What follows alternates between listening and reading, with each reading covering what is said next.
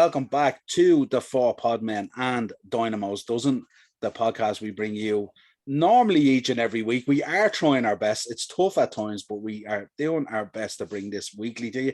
This is another collaboration show between both podcasts, and joining me tonight, a man that needs no introduction, Ian the Dynamo Kelly. How are we doing, Ian? I might as well do the salute. Absolutely. Well. I'm very well. To be fair, I think with the Dozen and the Four Podmen productions, we pretty much have got one out every week between the two. Pretty much. I know you're not getting consistently both the way we used to be able to bring it, but we are in a bit of a maneuvering stage here of taking transition. Yeah, like we're both trying to play GM at the moment with the Four Podmen so that we can get an old school Four Podmen feature for you all the time and whatnot. But you may have seen it slow. Obviously, you're never slow on the upper tier front, but I can definitely tell you from my side, and you know what's going on in the background, that there is some big things coming up in 2022. I can't say anything yet at the moment because there's a separate company and all involved in it. But it's going to be huge for the DPN network, and that's all I can really say about that. But we are obviously trying to get you the weekly shows. I've already got something lined up for Monday and Tuesday now, and when this comes out, it'll be Saturday, I believe you're listening to it. So next Monday and Tuesday, I have a couple of things lined up. Also for all the Calgary fans out there, for the Flaming Puck fans, the two boys. One of them runs his own business. One of them's just bought a new house. So Dylan's just bought a new house. Chris is running his own business, and he's lost 3 staff members due to COVID. So he's basically on his own. Yeah, he's hand solo. And then with the time gaps, when they're available, it's 4 a.m. for me, and my pretty face has to sleep at certain times anyway. So there's lots lined up. I'm working diligently, and you can trust me on that, people, to try and have pool as such for the Flaming Puck, so that they'll be able to do shows when I'm not available, etc. So bear with us. We're not all as great as Niall when it comes to fucking just joining these. We are. I have to. When they call me the Podfather, I do have other things that I'm trying to do as well in the background, and hopefully in 2022 as well. If anyone's listening out there, I think we're ready to be looking at sponsorship and stuff like that as well. So there's a lot going on in the background for sure. Absolutely, and that lovely festive background there. Hats off to the lovely Rachel. Knocked the tree out of the park again. Oh man, old school. I tell you, she brings me back to the 80s. I grew up like yourself, Niall, with that old school kind of traditional look, the reds and the golds and the greens. So I thought I'd share the Rachel's castle behind me here. No, it's beautiful. Well, anyway, we said we'd jump on and do a collaboration episode again, a conversational piece, as we do nearly once a week anyway. Very topical as well. Yeah, absolutely. And tonight we said we'd take a look at Jeff Hardy and talk about the release and some of the reaction to it, which I think has been preposterous at times, actually, to be honest. Yeah, me too. And some of the tinfoil hat stuff that's been floating around in relation to it is absolutely crazy. And we just have a general chat about Jeff Hardy in a kind of a positive way, while alluding to some of the stuff that we know, his demons and stuff like that. So Jeff Hardy, I mean, when we talk about Jeff Hardy, I mean, you know, the charismatic enigma. I don't think anyone will ever understand that man. I don't know at times if he even understands himself at times when you think about his music and his art and his character. But he's an interesting character insofar that he's an exceptional wrestler, has been an exceptional performer, performing at the highest level. But also he has that side to him, doesn't he, where he's out there a little bit in terms of how he thinks in terms of life. Thoughts on him, like initial thoughts, Jeff Hardy, when you hear Jeff Hardy, I mean, obviously we're fans of the boy. Yeah, I mean, you know, it's funny enough, when they started out, I was a Matt Hardy guy. I always thought Matt was a little bit more of the old school worker. I think we saw that as well when Matt went singles. But obviously history has told us quite differently. I think Jeff Hardy is literally one of a kind. Kind of almost like that when I said that song "One of a Kind" came to me there with Rob Van Dam. Very similar in that sense. Do you know what I mean? Not similar workers, but similar in the sense that you cannot compare them to anybody. And I think Jeff Hardy is his own unique enigma, I think is the right word. He's very, very original, and well, what a career he's had. A lot of ups, a lot of downs, but like I say, you can see why he's been so marketable, and the kids love him, the girls love him. I mean, he's very, very special talent, one of a kind, and probably one we won't see ever again in its original format. Yeah, certainly has a universal fan base, isn't there? I mean, there's not too many wrestling fans out there that you would talk to that would turn around and go, they're not a Jeff Hardy fan in some shape, form, or fashion. And I looked down through his career today, you know what I mean? And when you think about the reaction out there on the internet to the recent news, it's very strange. Like, this guy is wrestling royalty. What people don't realize, and I look back, you know, obviously started his career in 1994 as a, do you want to get into that before we go through his career and like address the elephant in the room early on? Yeah, well, we could do that.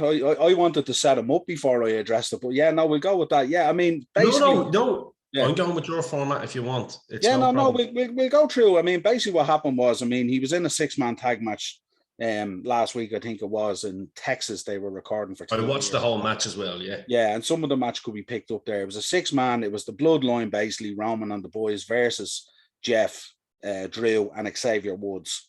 And Jeff took up quite a substantial bit of the match and took some of the blunt of the match, if you like. But it was crazy. And it was noticeable in his entrance. A number of people alluded to the fact that when he was coming down to do his entrance, he was kind of holding his midsection a little bit or favoring it.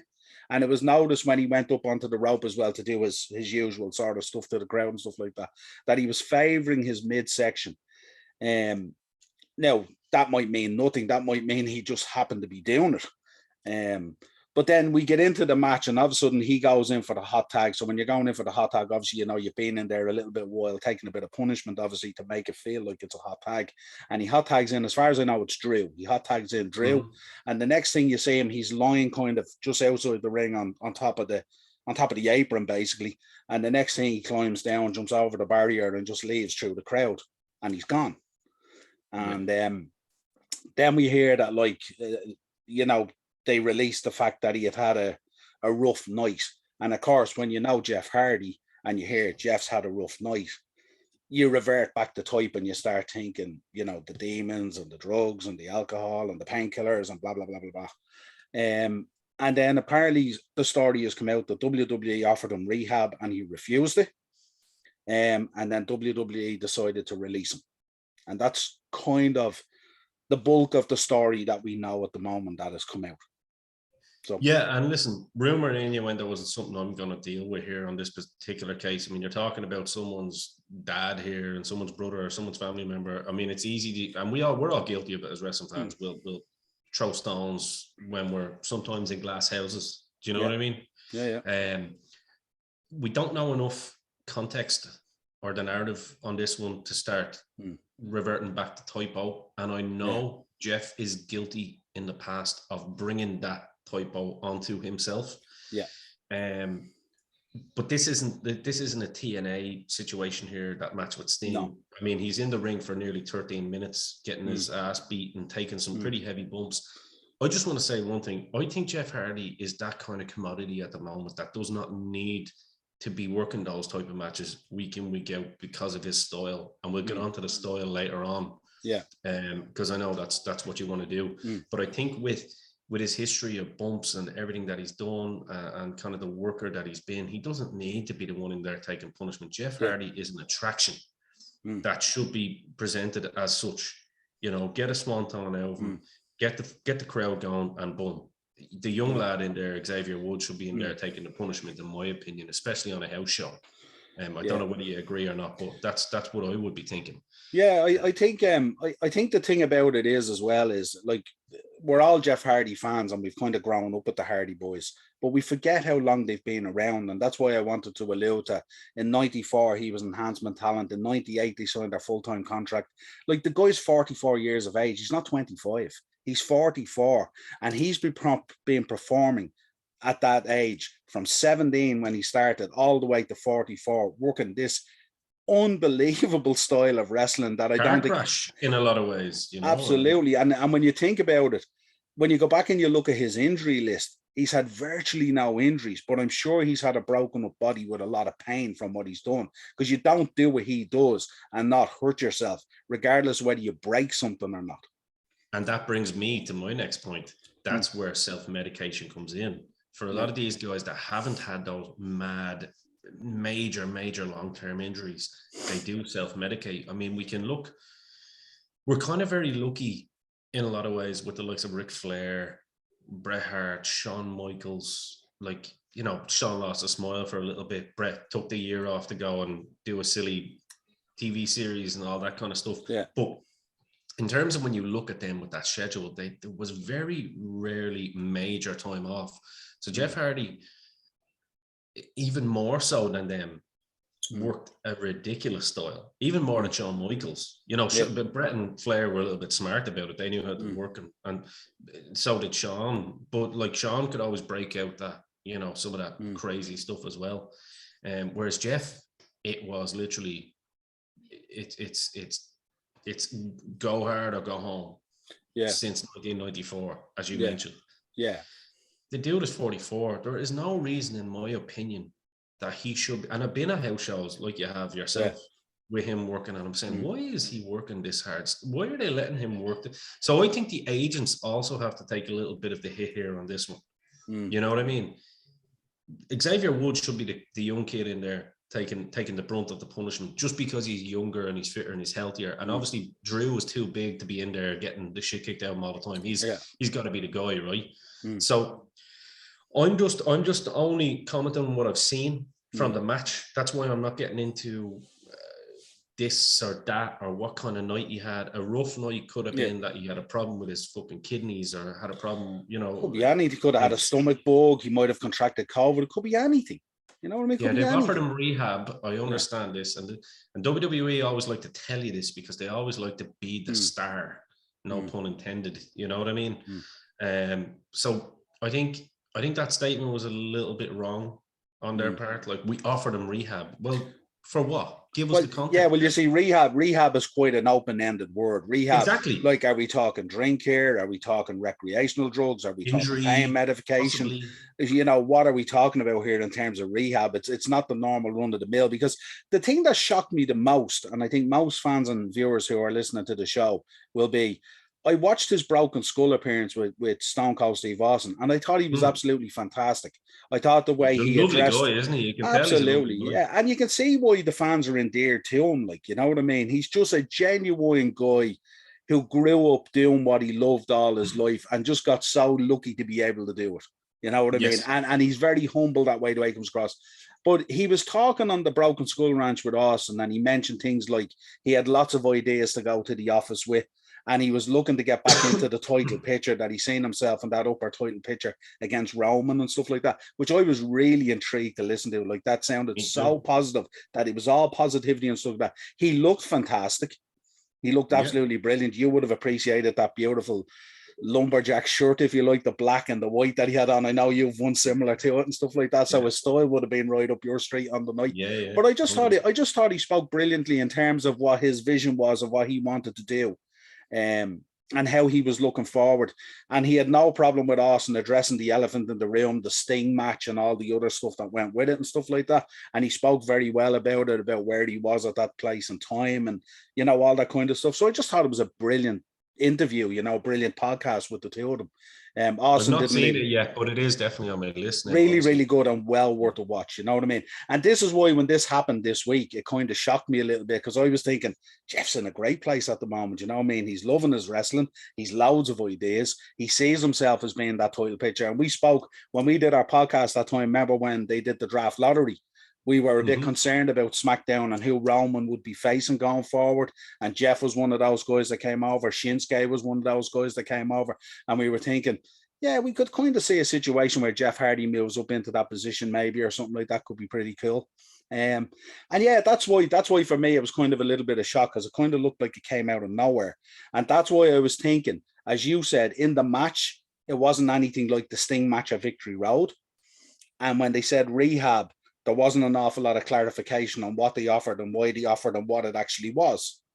Just give us, I mean, if you're going to drop a line like that, okay, and drop someone under it and then let the internet community to basically come up with all sort of rumor and innuendo, at least put a bit of context on as to what the situation was. We're offering him rehab because he's nursing an injury at the moment and pain medication is possibly getting the better of him. Or, you know what I mean? Or, yeah, he did have a night out, but don't say it and then make him out to be the bad guy and then let the fucking, you know, let the internet community, because we know what the fans are like. And look, a lot of the fans listen to our show, so I'm not throwing you all under the bus. We're all, everyone's guilty of it, you know, coming up with, you know, putting 4 and 4 together and getting 20. You know, it's not always the case. But look, let's get on to some of Jeff's positive stuff, because at the end of the day, as I said, we could be here all night kind of speculating as to what it is. I mean, and then we'll give our thoughts and opinions, I suppose, at the end. Yeah. And see where he goes from here. Yeah. Well, to get into, I mean, we're going to get into some of the stuff, but just in terms of the speculation, I mean, we've heard everything from, you know, the same old Jeff to he wanted out of WWE, he wanted to sign for AEW, and, you know, absolutely crazy stuff, you know what I mean? And I just thought it was so unfair in terms of a guy who I would regard as being up there in terms of wrestling royalty. I mean, this is a guy, you know, he's had 26, here's a breakdown of some of his stuff: 26 title reigns in WWE, 2 Slammy Awards, both, I think, for Moment of the Year or something like that, okay? 7 TNA titles. He was TNA Wrestler of the Year in 2012. 10 Pro Wrestling Illustrated Awards, including twice in the PWI 500, you know what I mean? And I just think, I'm thinking back, like, their return at WrestleMania 33 is the first time I heard a pop in a long time that was that type of pop from that type of crowd. Legitimate type and, pop. And when you even see the New Day on the ramp and they're fanning out for it and everyone's fanning out it, and when you look at that documentary in the background, the Return of the Hardys and stuff like that, Vince is fanning out for it, everyone is fanning out for it. It was incredible. You know what I mean? Absolutely incredible. And I just think a guy who's achieved that much in his career and has provided us with so much entertainment, you know, in terms of breaking down his body and the stuff that he did and all that kind of stuff, I think he deserved a lot more respect from the internet than people coming out with stupid speculation and innuendo about why this happened and what it's about and all this kind of thing, you know. And that's why, like, I suppose we should take time now to say, look, if anyone's listening, we wish him the best. We hope he's good on his recovery. We love Jeff Hardy.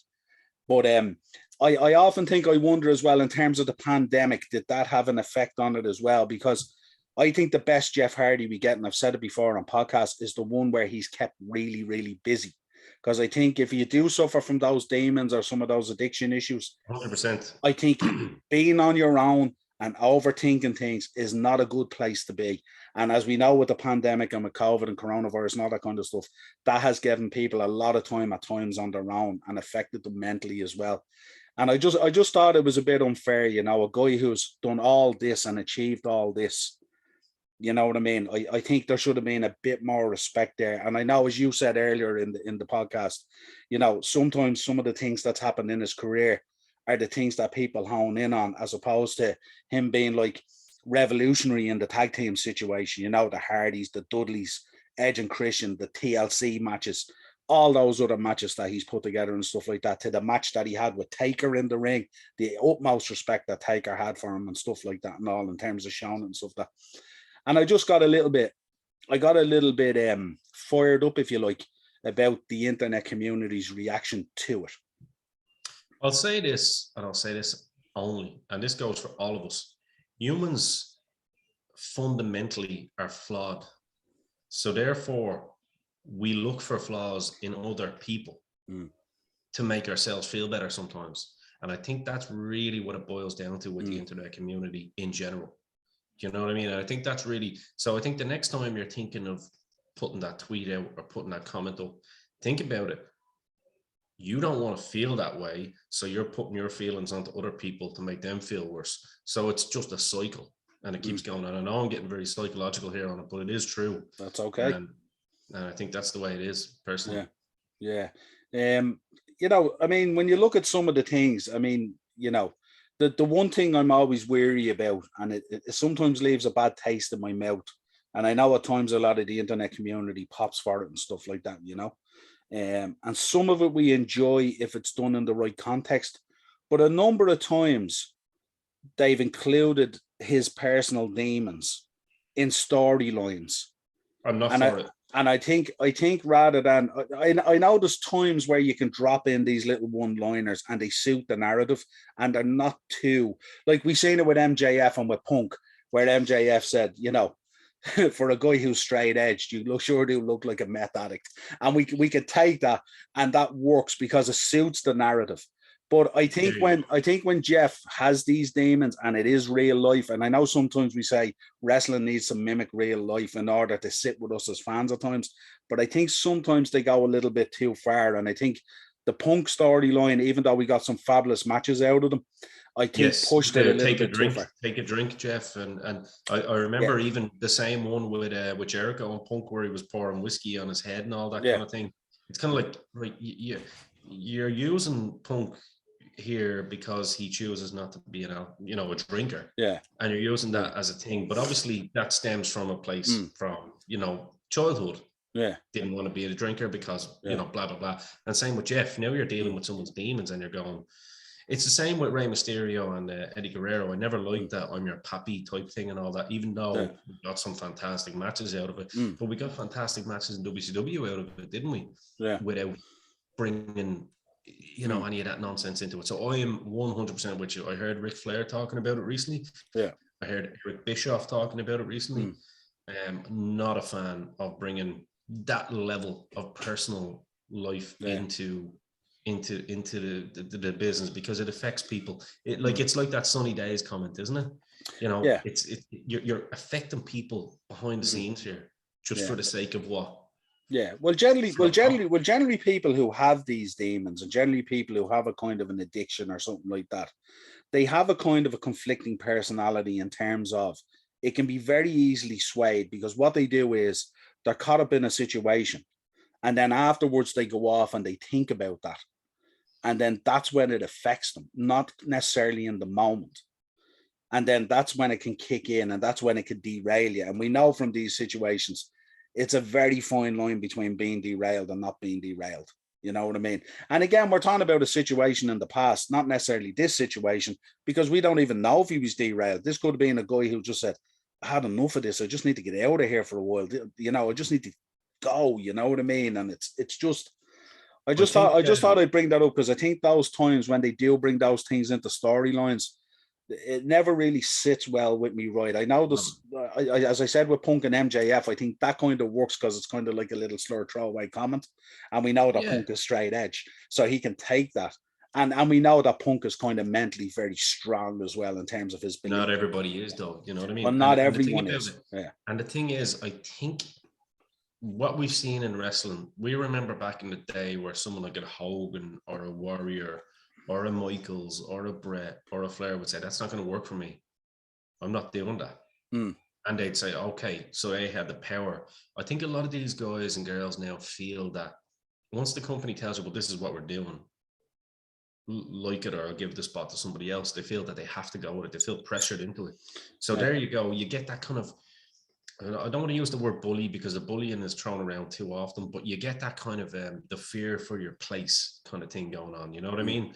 So you feel, okay, well, it's better than no storyline, so I'll go with it. You know what I mean? It's kind of, this will be good for your career. Yeah, it will. Until I'm at home on my own thinking about it. Exactly. You know what I mean? And I think, can you imagine like Shawn Michaels back in the day, like, after, say, a Sunny Days comment, and someone like Jim the Anvil Neidhart or something turning around and saying, well, we all see how many pills you pop on the road, Sean.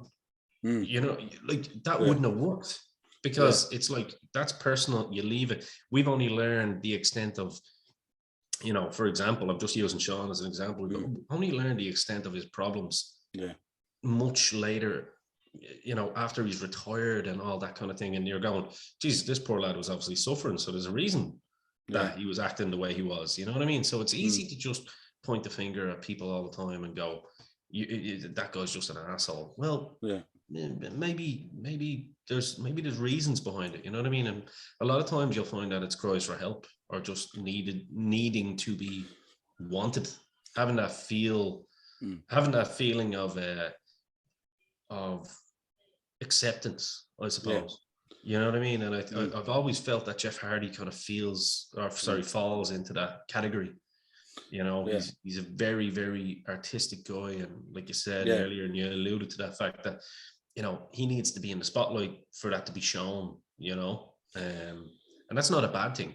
That's where most great artists in whatever format that they, you know, whatever canvas that they choose to lay their art on, they're all a little bit eccentric, aren't they? I mean, look at Leonardo da Vinci, Vincent van Gogh, cut his fucking ear off. Anyone with that level of talent, there's a destructive kind of nature to them a little bit, you know what I mean?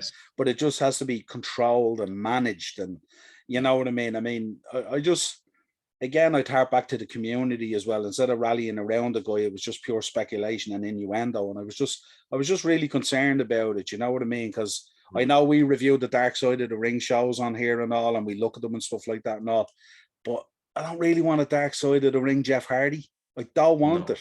You know what I mean? Because I think he has so much still to give the business.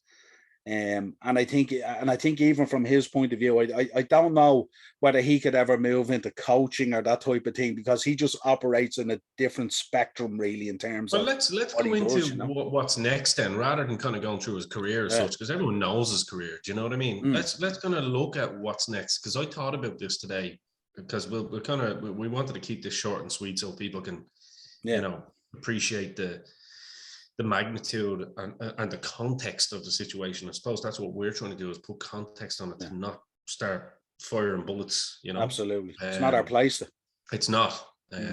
Not our place, nor anybody sitting at home writing a tweet that's negative. It's not their place either. So if you're thinking about doing things like that, just in general, please don't. Unless someone's an asshole and they deserve it, then it's a different story, you know. But now I was thinking about where to go next. I mean, I was in a particular group chat today, and I heard people saying, oh, well, if you're not accepting the help, blah, blah, blah, and you're going, well, again, you're speculating. What help are WWE offering? You know what I mean? We don't know, because they haven't really told us. But I'm just trying to think positive and going forward. If it is a case that Jeff ends up in an AEW, I don't think that you can compare TNA to AEW, because not that there was anything wrong with TNA back in the day, but it seemed to be another case of the inmates running the asylum back then. You know what I mean? And it's easy when you get someone like a Jeff Hardy, or, you know, any of the old timers like Sting. They only have to work once a week and maybe a couple of house shows. They'll go on a tour and do a tour. But I mean, we saw it with Kurt Angle, didn't we? When he was over here in Dublin. You know, he was in a cage match teaming up with Sting, and he laid out on the mat for the whole match. Yeah, because obviously he was suffering, you know. These guys, again, it was inmates running the asylum, and I think Vince has always had a little bit of a handle on that. But Vince has also been guilty of just, you know, taking you out the back and going, see you later too. Whereas I think with AEW, the Moxley one is the one that really stood out for me. You know, Moxley admitted to having a problem, and they said, your job is here for you when you come back, but don't worry about your job. Go and get yourself healthy. I think that seems to be a great environment for any of the men and women at the moment that are working, because you seem to have an owner there that actually gives a shit about people. Do you know what I mean? And gives a shit about his people, because he's grown this from the ground up. And I don't know, maybe an environment like that for Jeff could work, because he's there with his brother, and, you know, and he's around. I mean, I think there's enough veterans back there, isn't there, these days, that have had their own issues. I mean, Jake the Snake is case in point. You know, Dustin. It's like, these have all had demons in the past, and they seem to be doing very, very well, and they're looked after. So it'll be interesting. Yeah, certainly going in there would be an interesting, or maybe he just needs a spell out of that, where he can concentrate maybe on art and music and family life. You know what I mean? And maybe, like, you know, like, again, we're speculating on the Rehab. We don't know what the internal conversation is like with WWE as well. They obviously have to put out a statement that fits the corporate way in terms of how they release these things. But well, I preferred Matt Hardy's statement. In fairness, the main thing was he said, "Oh yeah, absolutely, yeah, that he's okay, you know and what I mean? he's good and all that kind of thing," which was absolutely brilliant here. And hats off to Matt Hardy for putting that out there, because I think there's a lot of fans out there that were genuinely worried. But I think, I suppose, coming into the holiday season as well, when you have a family man like that, I mean, he doesn't want to be going into rehab at this time. You know what I mean? This is not the time. No. This is the last time of the year where you want to be alone. Christmas is a terrible time to be on your own. Horrible. You know what I mean? Yeah. And that's why a lot of this bad stuff that happens around the holiday time, because people are on their own. They've no one to reach out And to. quick shout out as well while we're on the show to Chris Jericho, obviously, who was in hospital, I think in England, in the UK somewhere today as well. So hopefully he gets better, whatever. Apparently it's not COVID or anything like that. So you know, it's this. You know what? Some of these guys, you know, Jericho included, like it becomes their life, and them sitting down and just enjoying free time. It's very difficult for a lot of people. You know what I mean? Free time to these guys doesn't exist. You know what I mean? It's like, well, like, I mean, you look at someone. I always bring up one of my own favorite artists, Bruce Dickinson, the singer of Iron Maiden. I mean, this guy he was a fencing champion. He's written novels. When he was out of Iron Maiden, he was writing solo albums. I think he's 13 solo albums and something like 15 studio albums with Iron Maiden. Yeah. And he's a pilot. And so, like, these are the guys that people are looking up to, and they're going, Jesus Christ, I have to get to that level, you know? And sometimes they just need to take a break. Yeah. And it's, you know, like you said, I agree with everything you said there. I think they just need to slow down sometimes. And the wrestling business doesn't need to be the farmhouse anymore. You know what I mean? The farmyard where you're just churning out fucking cattle. Yeah, just to get the book. I mean, I think lads now know that there is an alternative, and you don't have to work your ass off to that level. I mean, look, that could change with AEW once they start going on the road, because COVID is obviously, you know, hit bad. But you know, WCW made a very, very healthy profit and a very, very successful company out of not having international tours every other week, or, you know what I mean? Yeah. So that's my closing statements anyway. And definitely it's good sometimes to take stock and take time and assess where you are, what you're putting in, what you're doing with your time, the different things that you're making time for, your mental health, all that kind of stuff. And I can't even begin to imagine the pressure of being, you know, a WWE superstar or an AEW superstar. I mean, you probably can't even pop down to the shop to do your shopping, but you're getting absolutely tore up. You know what I mean? And there's no getting away from it. And for some guys embrace it like it's the easiest thing in the world, and it's grand, and they pawn it off and it's all good. For other guys, I think at times it just gets on top of them and becomes too much. And we've seen many wrestlers exit the business who would have been really, really good wrestlers with legacies, but it just became too much for them. And I think, I think in this case, it's not a case for speculation. Certainly not by us or the internet community or the wrestling community out there or the WWE universe. He's a fantastic guy. He's an outstanding performer. He's revolutionary in what he does. He's a little bit eccentric. He's the charismatic enigma. He's misunderstood. He may never be understood. And he does his thing the way he does his thing. And because of the way he operates and because of the stuff that he does, sometimes he falls a little bit off the wagon and he needs time to himself. And that's clearly what this is. But like I said, I don't ever want to see a Jeff Hardy dark side of the ring ever. You know what I mean? I don't think we will. I have faith. You know, they always say keep the faith, as Bon Jovi said. They have twist the faith. But no, I suppose the last thing I want to say on it is before I see Jeff Hardy or want to see Jeff Hardy back in a wrestling ring, regardless of what's going on, I just want to see Jeff Hardy safe, fit, and healthy. Just like we've watched too many of our I won't say our heroes, I suppose, or people that we looked up to, you know, go because of things that were, I suppose, not spoken about. You know what I mean? Yeah. What's too many of them. And I mean, Jeff Hardy is, without a shadow of a doubt, one of the greatest of all time. And I hope people do have a little bit of respect going forward now, and just, you know, give him the time he needs. Exactly. Give him the time he needs. There's absolutely no doubt he will be back entertaining people, without a shadow of a doubt. Where he will be doing that, we're not quite sure. And it doesn't really matter to us because we're Jeff Hardy fans. So it doesn't matter if he's in a ring down at the local carnival enjoying himself, or he's back doing trampolining with Omega, or whatever it is. We're there with him, and we're Jeff Hardy fans. But as always, listen, a pleasure having you on. We know Jeff's going to get better, and we'll keep the faith with him. As always, head over to YouTube, Dynamo Podcast Network for the shows, Spotify, iTunes, Podbean, wherever you pick up audio verse show, you will find us there as well. This has been Dynamos Dozen and the 4 Podmen look at the situation with Jeff Hardy. Cheers, bud. Cheers, brother.